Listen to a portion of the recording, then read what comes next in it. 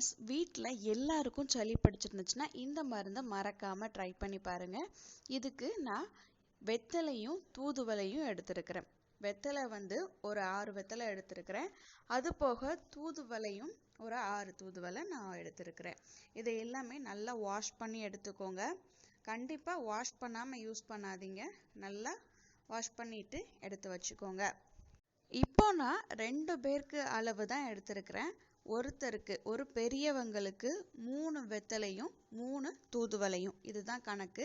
சின்ன குழந்தைங்களுக்கு 1லேருந்து 1.5 இவ்வளோதான் நம்ம எடுக்க வேண்டிய அளவுகள். இன்னைக்கு நான் 2 பேருக்கு தான் சொன்ன மாதிரி செய்ய போகிறேன்.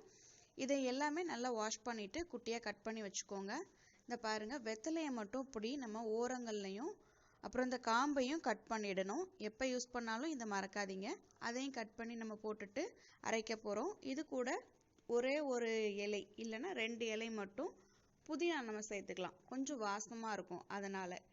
இது போக நீங்கள் ஒரு சின்ன துண்டு இஞ்சி கூட சேர்த்துக்கலாம். அதுவும் நல்ல மணமாக இருக்கும். இது எல்லாத்தையும் முதல்ல லைட்டாக அரைச்சிட்டு வந்துடுங்க. அதுக்கப்புறமா தண்ணி ஊற்றணும். இப்போ நான் 3/4 டம்ளர் அளவுக்கு தண்ணி ஊற்றுறேன். இது நல்லா அரைச்சி எடுத்துக்கோங்க. இது வடிகட்டணும். வடிகட்டினதுக்கப்புறம் இந்த மிக்ஸி ஜாரை ஒரு 1/4 டம்ளர் தண்ணியில் வச்சு அலசி அதையும் நம்ம ஊற்றிக்கலாம். இப்போ மொத்தம் 1 டம்ளர் அளவு தான் நம்ம தண்ணி எடுத்துருக்குறோம்.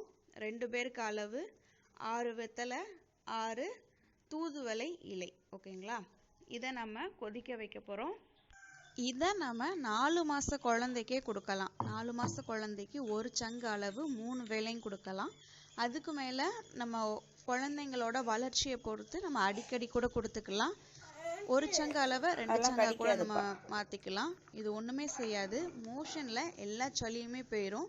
நம்ம பெரியவங்க கொஞ்சம் சூடோடு குடித்தோம் அப்படின்னா அப்போ உடனே உங்களுக்கு நல்ல ரிசல்ட் தெரியும். நல்லா ஓரளவு கொதிக்க விட்டுக்கோங்க. ஆஃப் பண்ணிட்டேன்.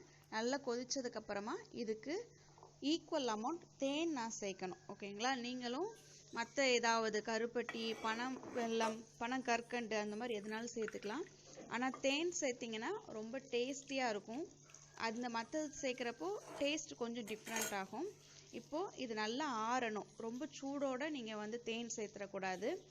ஓரளவு நகைச்சூடு வந்ததுக்கப்புறமா இதுக்கு ஈக்குவல் அமௌண்ட், அதாவது இன்னும் 1 டம்ளர் அளவுக்கு இதில் தேன் சேர்த்துருங்க.